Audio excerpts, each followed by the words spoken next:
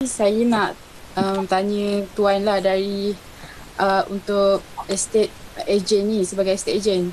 Okay, soalan pertama saya, okay, kalau kita nak listing kan, macam mana bagi Tuan lah tips untuk dapatkan listing yang banyak? Kita nak dapatkan klien yang banyak lah. Okey, dia ada normal practice dengan cara yang betul. Okey, kalau sekiranya kita ambil cara yang betul ialah melalui word of mouth ataupun melalui kamu punya advertisement. Okey, ada advertisement yang selalu orang buat ialah macam bila saya start daripada awal. Katakan bila kamu start daripada awal, yang orang yang kamu kena hubungi ialah kamu punya kenalan. Saya panggilkan dia sphere of influence.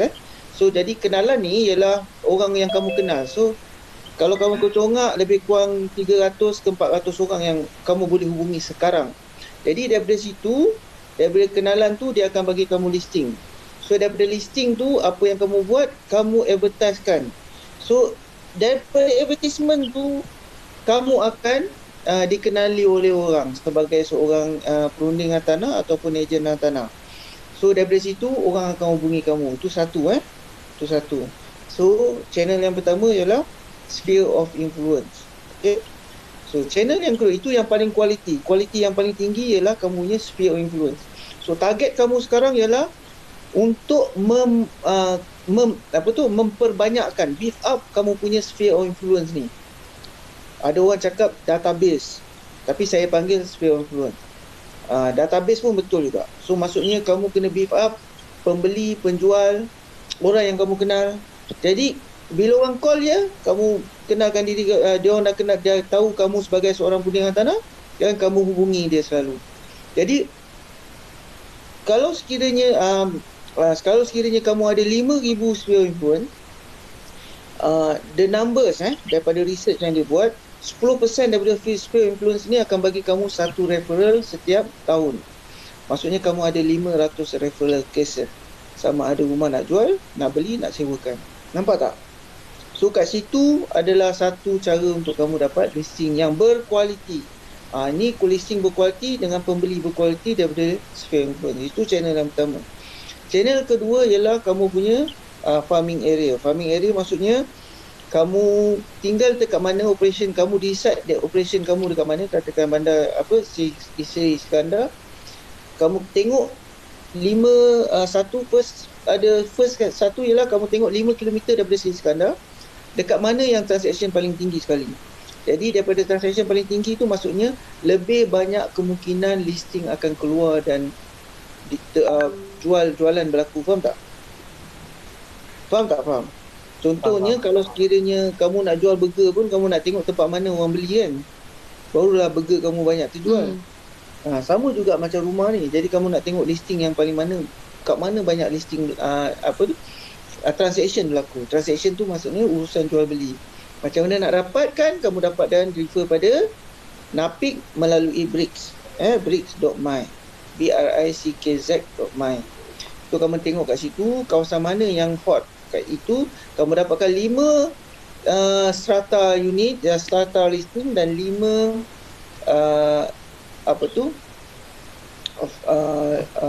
non-stratified ataupun landed area punya area permulaan. Later on kamu boleh buat 10-10. So apa yang kamu buat, 5-5 tu kamu duduk kat situ, kamu kenalkan diri, make sure orang sana tahu yang kamu ni perunding hartanah, dan listing kamu berdasarkan daripada situ je. So kamu ada satu SOI punya listing, yang itu boleh berterabur. Tapi ada lagi satu listing yang kamu kena ada, ialah kamu ada farming area punya listing. So kita farming area ni lebih ramai kamu kenal, lebih ramai kamu hubungi. Macam tahun baru Cina, tahun baru ni, Christmas, kamu hubungi dia. Jadi daripada situ dia menjadi kamu punya SOI. Daripada dia tak kenal kamu, dia kenal kamu. Daripada dia farming area pergi ke SOI. Sebab tu makin lama makin banyak, makin lama makin banyak. So SOI tu makin lama makin banyak. So iaitu yang kedua. Yang ketiga ialah for sale by owner. For sale by owner ni kualiti yang paling rendah.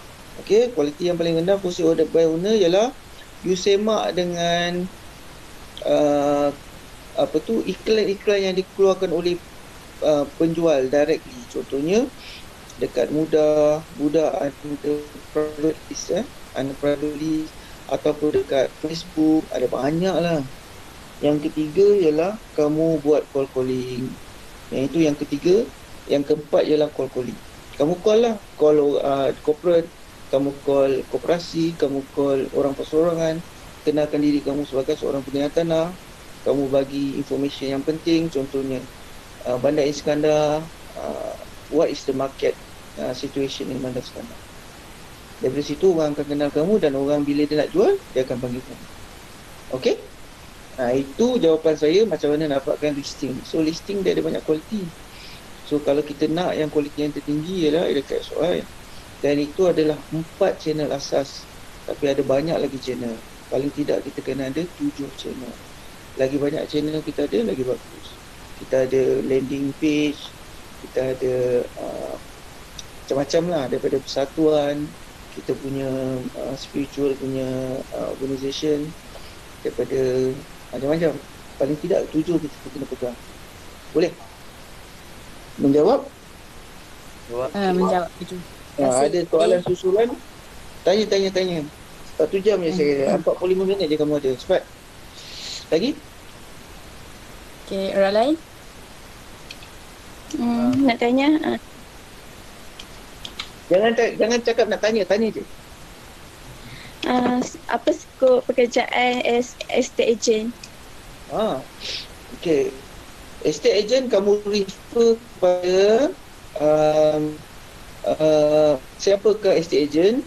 Estate agent tu kamu refer kepada kita punya dekat mana? Soalan dia, apakah challenges yang you dapat bila you dapat listing ke selepas ke sebelum? Sebelum dan selepas. Sebelum dia dapat listing ialah challenge bagi saya lah. Challenge yang paling penting, yang paling besar sekali ialah klien tidak tidak committed ataupun tidak trust you, tidak percaya dengan you. Okay, itu challenge dia. Jadi macam mana kamu nak meletakkan diri you supaya you ni dianggap sebagai orang yang macam mana nak tingkatkan keyakinan dia untuk melantik you. And then challenge yang paling besar bagi saya adalah pemilik rumah kat Malaysia ni dia tak nak melantik agensi. Maksudnya dia tak nak buat lantikan. Katakan kalau dia nak pun, dia kata okay, you jual lah, bila you ada buyer nanti bawa jumpa. Tapi lantikan tu itself dia tak nak. Nadira dengar saya? Aiman? Ya? Boleh dengar? Boleh dengar. Dengar. So basically dia tak nak lantik. Jadi itu challenge yang paling besar. Okay, challenge yang paling besar. Dia tak nak lantik. Nombor 2 ialah dia tak nak eksklusif. Maksudnya bila dia tak ada eksklusif, maksudnya semuanya ad hoc. Jadi kita punya cara kita nak jual tu kadang-kadang dia keluar daripada norma biasa. Maksudnya kita akan berdepan dengan orang yang gila-gila lah nak dapat sale kan. Jadi dia punya praktis dia tu lain daripada yang lain. Sebab bila dia ad hoc, maksudnya kita kena lawan dengan semua orang. Okay, so kita ingat ada 4 jenis lantikan, betul tak? Ad hoc lah. Ad hoc. Betul tak? Betul. Okay. So basically dia orang tak nak lain daripada ad hoc. Dia nak ad hoc je. Jadi kat situ bila ad hoc tu yang problem tu, sebab macam-macam jenis orang yang nak jual.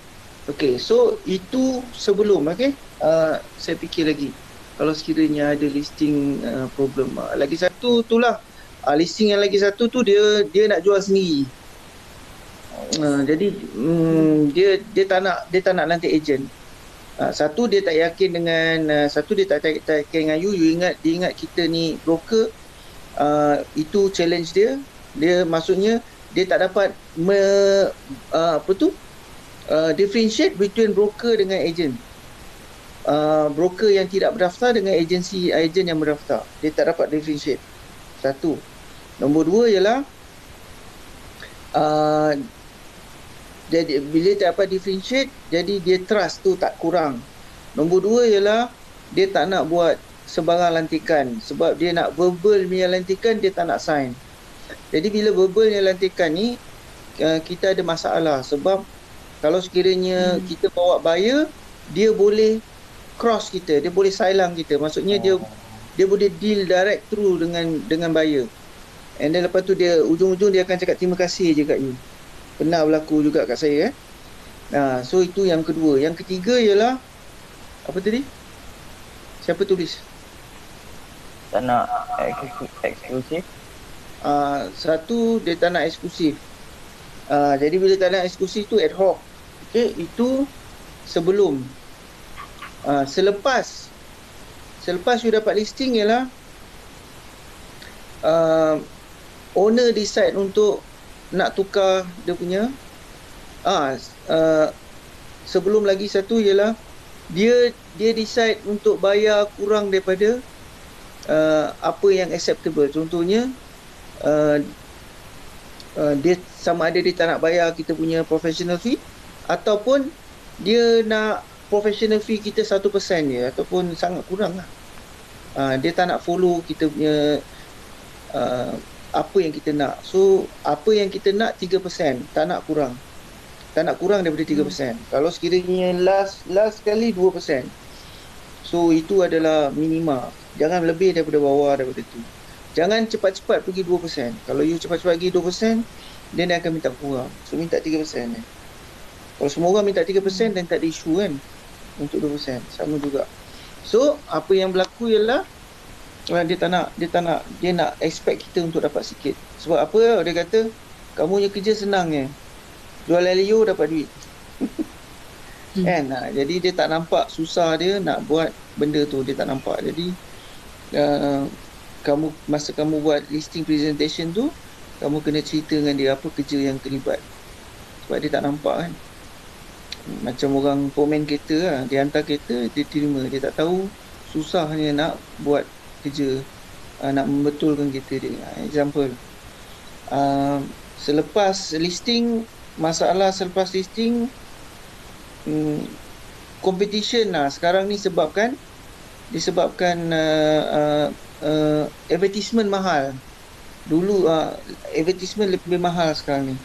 Bagi saya penggunaan wang tu you kena betul-betul manage lah. Tak macam dulu. Maksudnya kalau you nak buat advertisementnya, tak macam dulu. Sekarang ni consider 3 kali lebih mahal, 4 kali lebih mahal daripada 2015. Okey, itu challenge untuk listing lah. Okey, lagi? Nak tanya kalau sekarang kan tengah COVID semua kan, so mesti ada bagi besar challenge dia tu. So apa yang differentnya bila ada COVID-19 ni, pandemik ni sekarang? Okay, challenge yang paling besar masa total CMO tu MCO tu, itu je. Masa tu memang kita ada masalah. Sebab apa? Semua office tutup, termasuklah pejabat tanah, land office, lawyer office, semua tutup. Jadi bila tutup memang tak bergerak langsung lah. Jadi sekarang ni the challenges tak so much. Sebab kalau viewing pun you boleh buat viewing online. Kalau sekiranya dia tempat merah ke zon merah, tak boleh nak cross kan. Then you boleh buat menggunakan you boleh gunakan WhatsApp punya video call je. Jadi so much ada challenge, tapi saya tak boleh cakap dia sebagai critical macam dululah, macam masa mula-mula dululah. So ada challenge tapi minor, semua boleh diuruskan lah. At this moment keluar rentas sempadan, saya perhatikan dia lebih tak macam dulu lah. Jadi because of that, challenge dia tak ada banyak.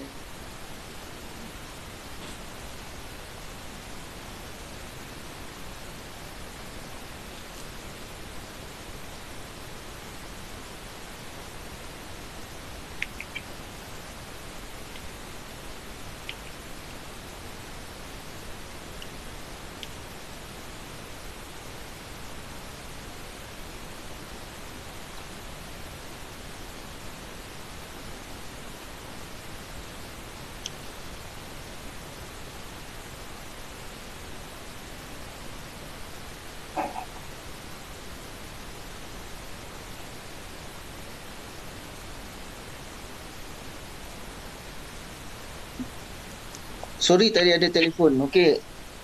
Apa tadi? Uh,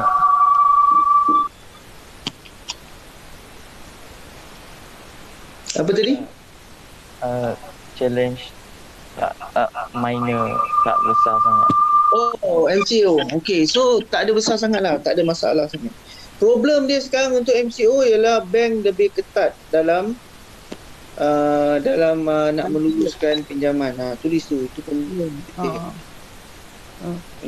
Bank lebih ketat nak meluluskan pinjaman.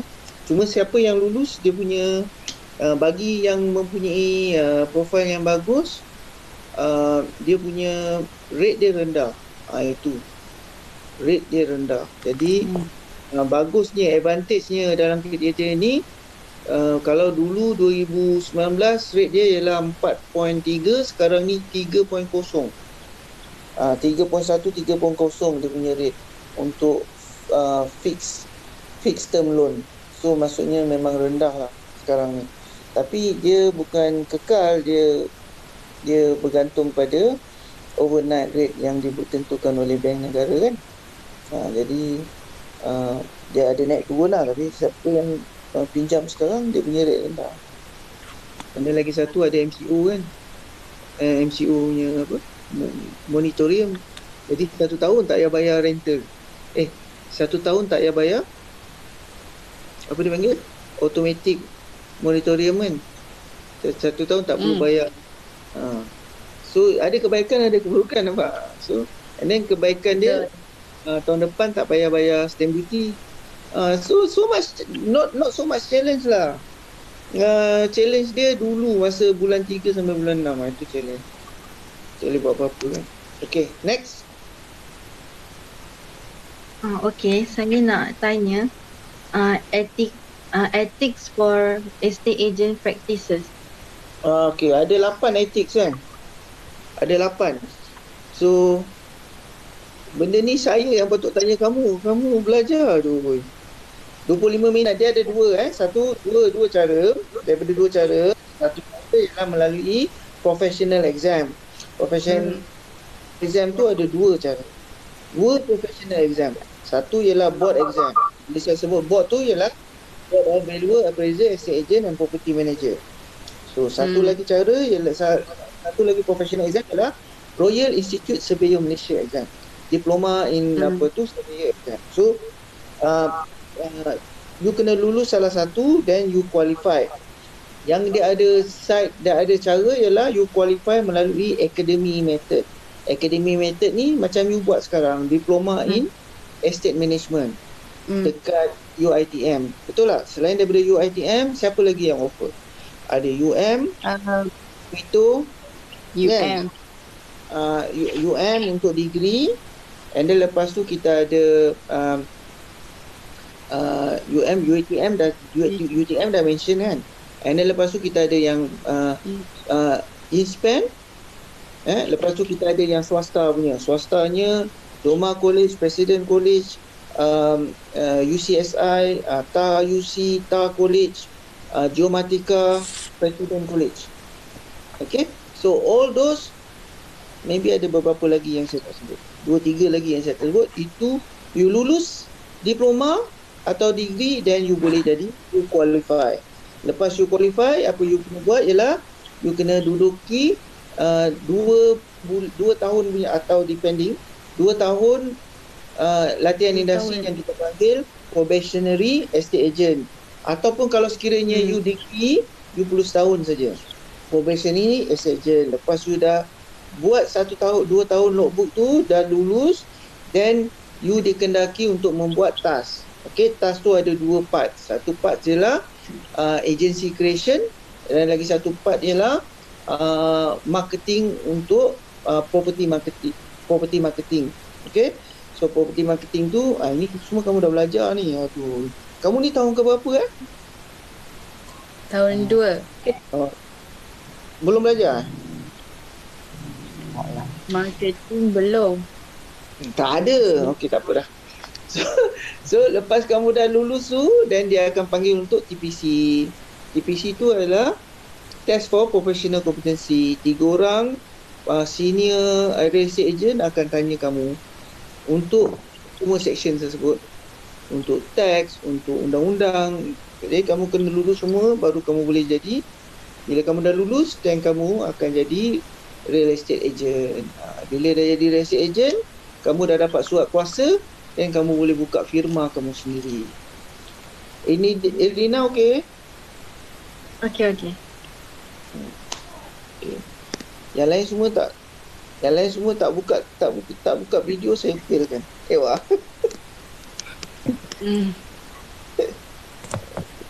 Mana si Rafiq? Rafiq ada. Ya, saya. Okey. Ni junior kamu. Kan 5 juta. Lepas tu kena bayar dekat estate agent 150,000. Tak selalunya kan baik betul lah kan? Okey. Betul, okey. Lepas tu selalunya buyer tu tak rasa macam yalah sebab banyak tu 150,000 untuk bayar. Yang bayar bukan buyer, seller. Yelah seller lah. So tak senang. yelah, tapi client Orang dia selalu macam tu. Orang yang sebab tu challenge lah, tulis sini challenge. Challenge untuk dapat listing ni kalau rumah kos rendah macam tu lah. Orang yang rumah kos rendah, dia tengok RM10 pun banyak. Betul tak? Betul. Tapi kalau orang yang invest 5-6 juta ni, dia tahu the value of masa. Faham tak? Sebab orang yang rumah kos rendah, dia kerja gaji dia 1 jam RM5, RM6. Faham? RM8, RM10. Tapi orang yang rumah 5 juta, dia punya masa dia 1 jam RM1,000 ataupun RM500. Daripada dia buat benda ni, baik dia pergi buat kerja yang dia boleh dapat RM500 tu. So dia tak kisah kasih kita RM100,000, tak kisah. Sebab kita dapat menyelesaikan masalah dia, sebab dia punya untung. Kalau dia dapat 5 juta, dia jual 5 juta, sebenarnya dia beli rumah dia 2 juta je dulu. 3 juta je dulu. Maksudnya dia dapat untung 2 juta, dia kasih kita cuma RM100,000 je. Nampak tak? Nampak. Itu challenge. So kebaikan bila buat rumah yang mahal ni, you dealing dengan orang yang lebih faham dengan situation. Jadi you tak banyak songeng. Tapi kalau deal dengan rumah kos rendah,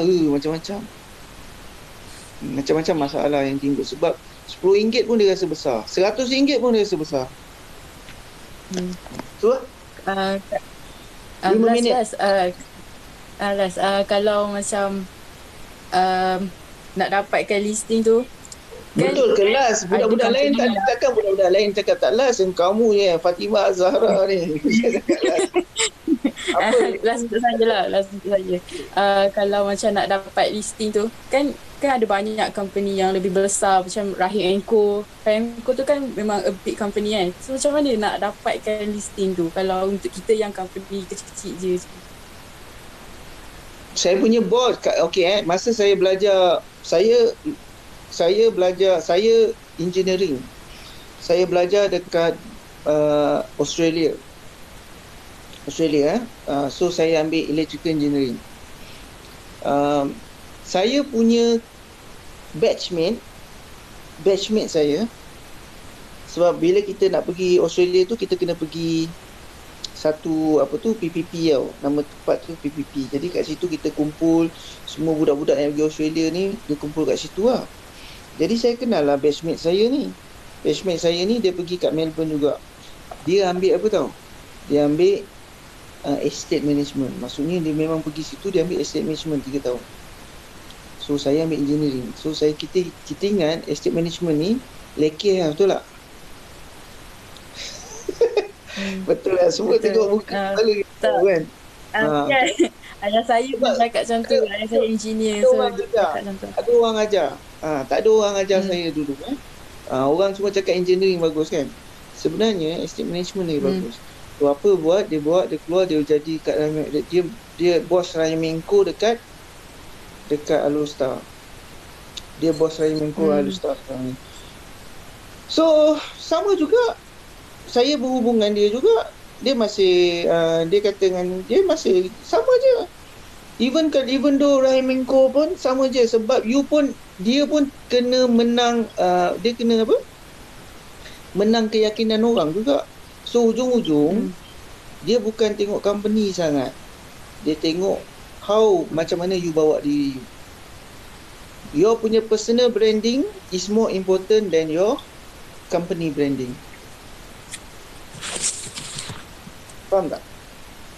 Faham. Sebab kalau you tengok dekat Muda, tengok iklan dia, ada tak? You tengok nama dia, you tengok rumah dia dulu ke? You tengok company dia dulu?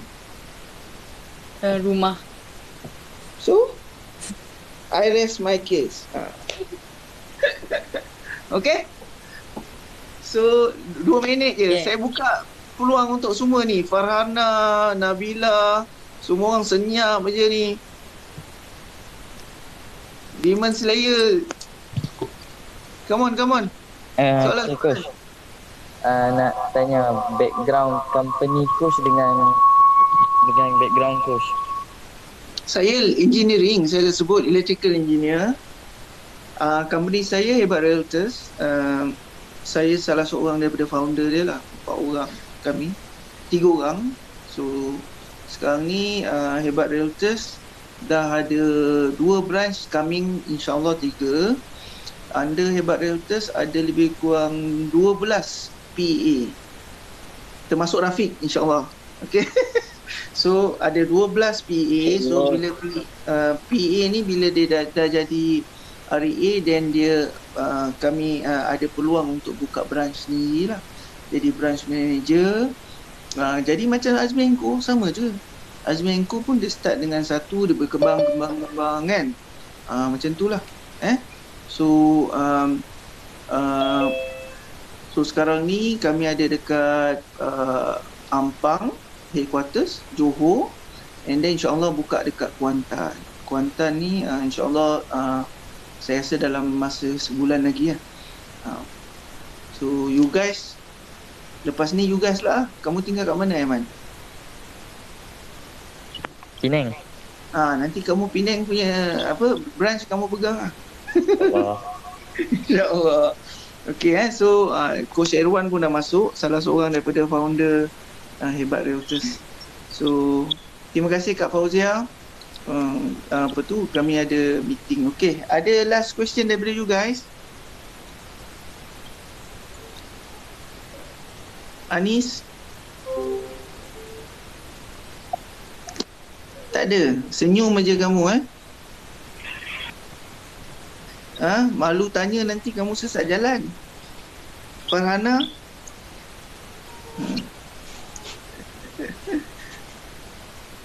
Okay, Nabila? Dalam kereta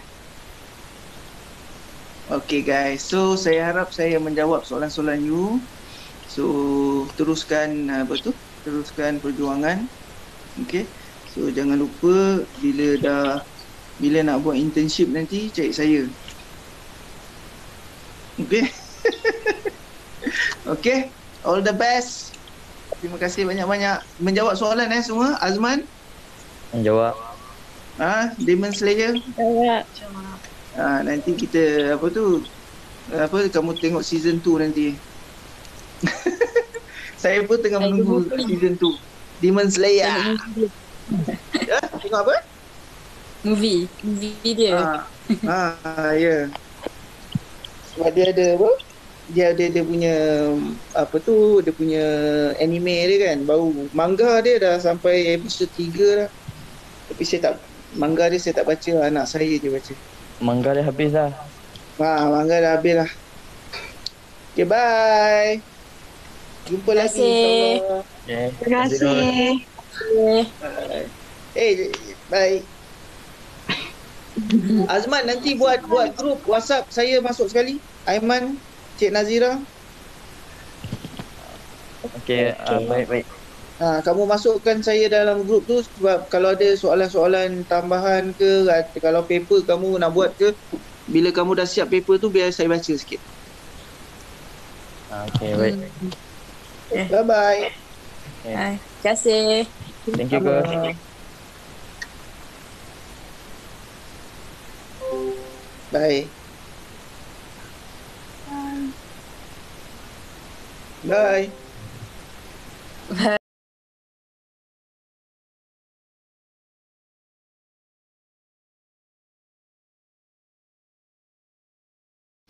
Challenge untuk listing tu macam mana? Tak nak buat ke apa ke? Challenge untuk listing. Hmm. Okay, dia ada banyak sumber untuk mendapatkan listing ni. Okay, kita ada office kan. Office kita buat valuation kan. Jadi klien yang datang buat valuation tu, bila dia dah buat valuation report, kadang-kadang dia datang, dia tanya, saya ada property nak jual, boleh jadi ejen dia tak? So tu salah satu sumber listing kita. Lepas tu yang keduanya, kawan-kawan kita ada pakcik-makcik ke kan, kenalan rapat kan, kenalan. So dah ada 2 kontak kan. Satu walk-in, orang yang walk-in office. Kedua kawan-kawan saudara mara, kenalan. Yang ketiga kita cari. Yang kita cari ni, kita buka internet cari. Bila kita tengok senang apa, kalau kita tengok kat Mudah ke, tengok kat Property Guru ke, iProperty ke kan, kita cakap dengan dia, kita nak jadi ejen untuk property yang dijual, boleh tak? Kalau boleh, kita hantar surat maklumkan kita jadi ejen dia. So kita berjadi tu antara salah satu nak dapatkan listing. Dia ada banyak lagi. Macam mana lagi Lagi nak cari apa? Lagi nak cari apa? Sama tak jawapan dia dengan orang lain?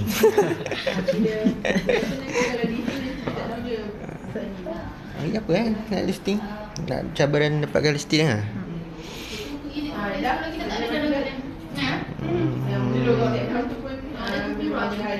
Ya, biasanya klien datang, lepas tu klien tahu interhata. Lepas tu dia tahu kita ada buat estate agent, dia nak jual rumah, kita jual dia. Itu je.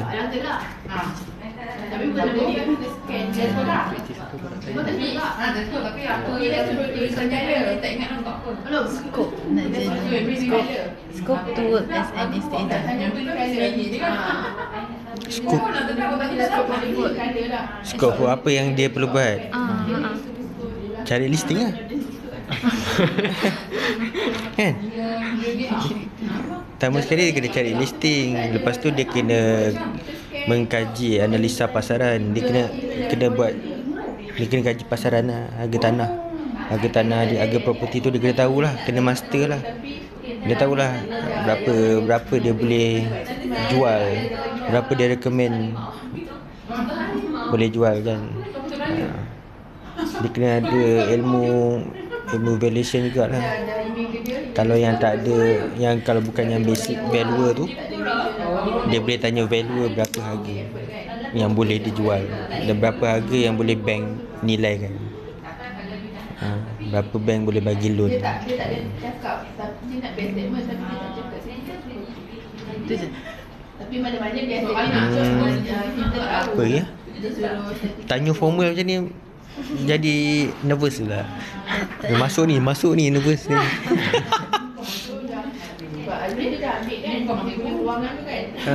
Scope apa okay. Tahu market value, cari listing. Lepas tu dia kena tahulah cara-cara nak dapatkan lawyer untuk buat sale and purchase agreement. Dia kena tahu lawyer. Lepas tu dia kena ada knowledge kenaan dengan bank. Kat mana bank dia nak hantar, nak submit loan kan. Apa ke? So far tu je lah. Prosedur nak jadi estate agent. Okey, dia kena ada, kalau dia ada kelulusan estate management, Dia pergi mana-mana firm, dia boleh jadi estate agent. Tanpa perlu rent lah. Tapi dia kena register diri dia dekat board. So mungkin dia akan dapat probationary estate agent. So dia boleh practice. Kalau tak ada sijil, dia kena dapatkan kursus rent tu lah, real estate negotiator. Dia kena dapatkan nombor tu daripada tu. Nak dapatkan rent tu, dia kena pergi company-company yang buat kursus tu. Biar kebanyakannya company real estate lah.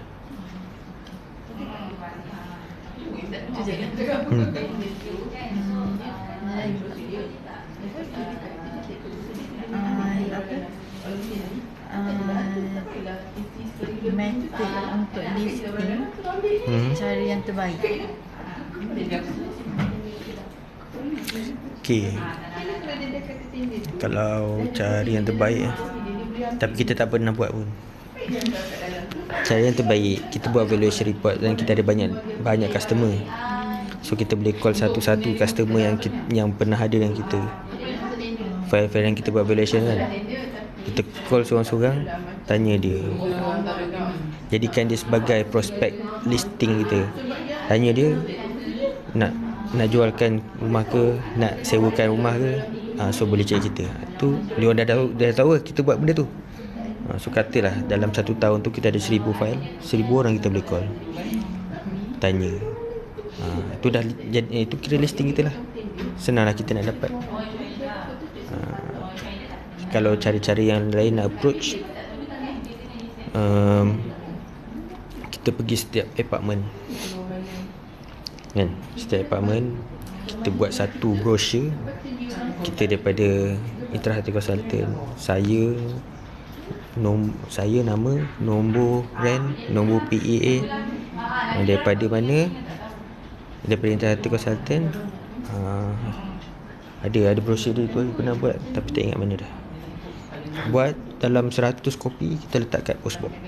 So kalau owner pergi tengok, ni ada estate agent ni, kita ada rumah nak sewa kan. So kita dah dapat listing kat situ. Aku pernah buat tapi tempat tu macam slow lah. So tak ada orang call pun, sedih. Costly lah, tapi kita punya ni boleh buat. Abang pernah buat tak silap? Tanya Abang give me inspection. Abang pun pernah buat, ikut aku pergi. Lagi satu, kita boleh tampal, pergi kat mana-mana apartment, kondo, kita tanya management dia, kita tampal iklan, want to sell dia, hubungan kita kan, teratur. Soalan last, bad method of listing atau yang tak sesuai untuk buat listing.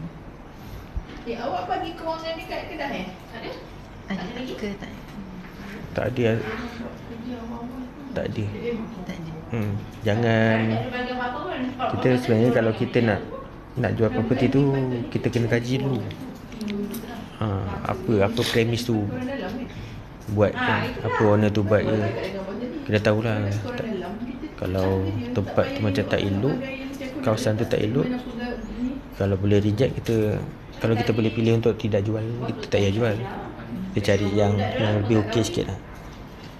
Ataupun kita buat, kalau satu kawasan tu, kita tanya ejen-ejen yang kawasan tu, berapa lama nak terjual unit tu. Tanya dulu. Kalau lebih daripada 3 bulan, lebih setahun, susah nak jual, kita abaikan lah. Kita boleh cari tempat lain, tapi tak salah cuba. Tu je. Tak tahulah membantu ke tidak. Ni tip ni lecturer dengar? Tak tahu, mungkin dengar. Bagi bukti interview. Siapa nama lecturer? Dia lecturer. Tu. Ada Lilian lah.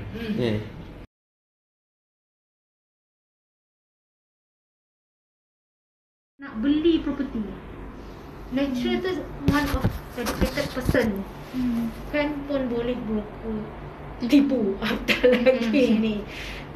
Kan, so jadi macam itu isu yang sampai broker ni agak susah nak kontrol lah. Dan sebenarnya kalau kes jenayah dipanggil komersial lah, jenayah komersial lah, dan kebanyakan macam pihak polis yang nak kontrol benda ni pun agak susah sebab dia perlukan kemahiran apa itu value. Kan setakat skop macam mana yang dia menyalahi. Kan, sebab kalau produk kita buat fake produk, bendanya nampak. Kan, kalau benda yang macam ni dia susah sebab dia profesional tau. Dia melibatkan perkhidmatan. Perkhidmatan agak susah sikit nak ni, kecuali ada documentation yang menjadi saksi dekat court yang benda tu salah. Macam tadi dia bagi duit tu lalu personal dia dan sebagainya lah. Kena cari bukti dan panjang cerita ni lah, dan susah nak dibuat siasatan kan. Yang keduanya, challenging ni bila kita tengok bab sales ni, kadang-kadang lawyer direct dengan seller ataupun purchaser, tak lalu agent. Contohnya company A, dia nak jual, dia nak habiskan, saya developer, saya nak habiskan 5 unit yang tak terjual. Kalau ikut biasa, kita lantik agent jual kan, kemudian lawyer tu as praktis di segi perundangan lah, nak bagi dia apa, menjual proses tu ni lah kan, legal lah. Tapi kebanyakan kadang-kadang sekarang ni dia dah nak cut cost, nak shortcut, terus dia inform lawyer, lawyer ni kita ada macam biasalah tim marketing sendiri, dia terus lantik lawyer ni yang uruskan semua. So ni agent dah tak ada. So scope kita dah makin narrow dah, dan kita dah tak diperlukan dah. Dan terus kalau macam kalau ikutkan dari segi macam fee pun, memang kita nampak kadang-kadang kalau klien tu macam nak buat loan kan, sell and purchase agreement dia bayar agak mahal jugalah, 2-3 ribu dekat lawyer. Tak pernah orang, bukan tak pernah lah, maksud saya jarang orang petikaikan sebab dia tahu kalau lawyer ni tak ada, sell and purchase agreement tak sign, di segi legality dia tu dia tak boleh nak memiliki rumah tu kan.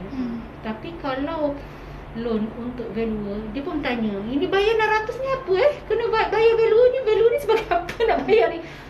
Faham tak? Di segi mentality orang kita ni, dia profesional kita ni, dia tak nampak kepentingan dia tu macam mana. Itu satu, itu cabaran kita tau. Kita nak faham value ni apa. Sampai anak saya pun tanya, value ni apa nak nilai? Nilai nak buat apa, nilai rumah apa? Macam benda ni macam tak nampak lagi lah. Itu satu cabaran bagi kita lah. Dan saya rasa benda ni pendidik, board kena buat marketing lebih sikit lah, beritahu value ni apa kepentingan as a value. Estate agent ni kenapa perlu cari yang berdaftar dengan board, apa kepentingan dia kan, sebab kita pun dah banyak e-media kan, so benda-benda ni, penggerak ni kena aktif kat e-media lah kan. Beritahu kepentingan profesional kita.